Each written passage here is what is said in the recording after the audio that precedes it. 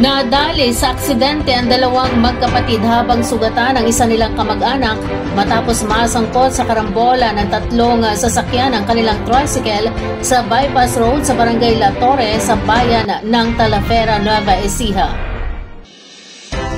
Kinilala ng pulisya ang mga nasawi na sina Eduardo Dasalia Jr., 21 anyos, at ang kanyang nakatatandang kapatid na si Micaela May Dasalia, 22 anyos, kapwa mula sa barangay Lumboy sa Bautista, Pangasinan. Ang kanilang kamag-anak na si Romnick de Guzman, 37 anyos, mula sa barangay Imelda, lungsod ng Cabanatuan, ay kasalukuyang nagpapagamot sa isang lokal na ospital dito. Batay sa imbestigasyon, sakay ang mga biktima ng tricycle na minamaneho ni Eduardo at pauwi na ng Pangasinan nang mabangga sa likuran ng isang 10-wheeler truck may plakang CCK 9214 na minamaneho ng isang Benjamin Manrique, 58 anyos, ng Parada, Valenzuela City. Dahil sa pagkakabangga, nag-swerve ang tricycle patungo sa kabilang linya kung saan ito bumangga naman sa kasalubong na trailer truck na minamaneho ni George Bautista, 49 anyos, ng barangay Villaluz, Benito, Sullivan, Isabela.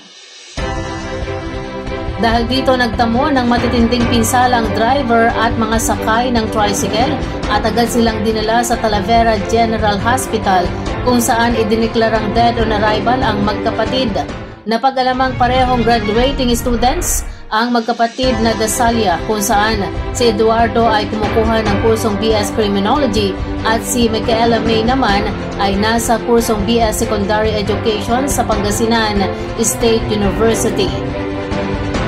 Inihahanda na ang mga kasong double homicide, physical injuries at damage to properties laban sa dalawang driver na sina Manrique at Bautista na kasalukuyan nasa pangangalaga ng Talavera Police.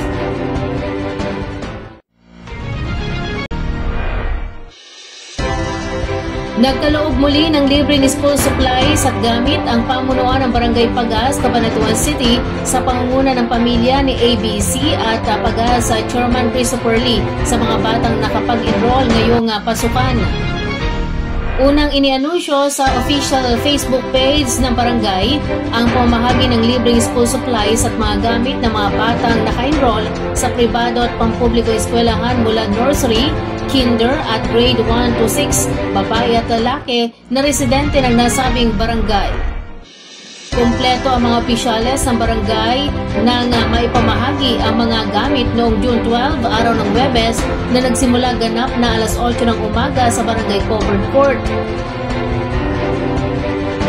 Kabilang sa mga ipinamahagi ang bags, notebooks, papel, pencil, ballpen, crayons, paste, ruler at eraser.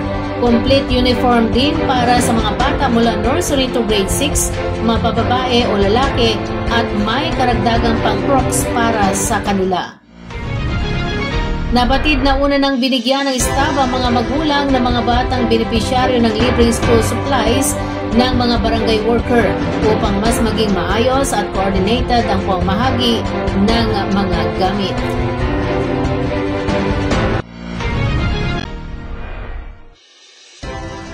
Nagulat ang nakasaksi dahil lamang daw sa butong pakwan ay isang lalaki ang sinaksak ng kanyang kainuman sa isang lamayan sa bayan ng Pantabangan, Nueva Ecija.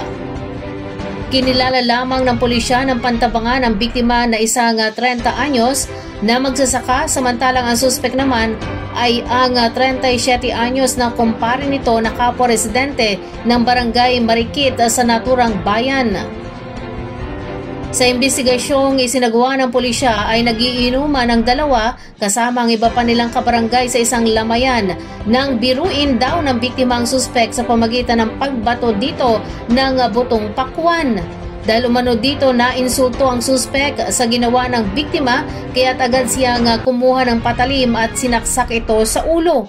Agad namang dinala ang biktima sa Alfonso Casañeda Health Center at kasalukuyan nang inoobserbahan.